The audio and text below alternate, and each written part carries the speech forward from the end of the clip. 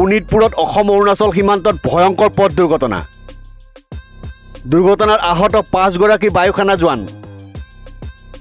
আটাইকেইগৰাকীকে অতি সংকটজনক অৱস্থাত তেজপুৰলৈ প্ৰেৰণ।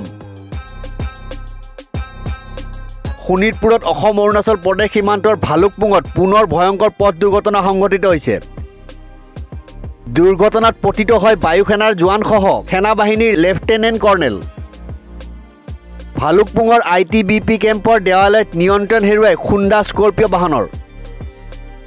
AS12AH 4211 নম্বৰৰ এখন স্কৰ্পিঅ' বাহনে অৰুণাচল প্ৰদেশৰ দিশৰ পৰা বালিপাৰা অভিমুখে আহি থকা অৱস্থাত সংঘটিত হৈছে এই ভয়ংকৰ পথ দুৰ্ঘটনাটো। ভয়ংকৰ পথ দুৰ্ঘটনাত আহত 5 জনকৈ জোৱান।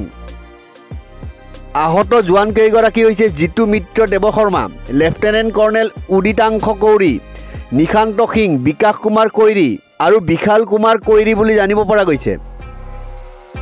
শোণিতপুৰত অসম অৰুণাচল প্ৰদেশ সীমান্তৰ ভালুকপুঙত পুনৰ ভয়ংকৰ পথ দুৰ্ঘটনা সংঘটিত হৈছে। দুৰ্ঘটনাত পতিত হয় বায়ু সেনাৰ জোৱানসহ সেনা বাহিনীৰ লেফটেনেণ্ট কৰ্ণেল। ভালুকপুঙৰ ITBP কেম্পৰ দেৱালয়ত নিয়ন্ত্ৰণ হেৰুৱাই খুন্দা স্কৰ্পিঅ' বাহনৰ। AS12AH 4211 নম্বৰৰ এখন স্কৰ্পিঅ' বাহনে অৰুণাচল প্ৰদেশৰ দিশৰ পৰা বালিপাৰা অভিমুখে আহি থকা অৱস্থাত সংঘটিত হৈছে এই ভয়ংকৰ পথ দুৰ্ঘটনাটো। ভয়ংকৰ পথ দুৰ্ঘটনাত আহত 5 জনকৈ জোৱান।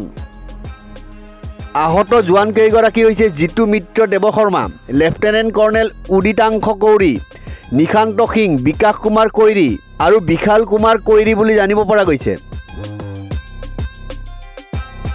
আটাইকেইগৰাকীকে অতি সংকটজনক অৱস্থাত তেজপুৰলৈ প্ৰেৰণ কৰা হৈছে। News desk report, news 13।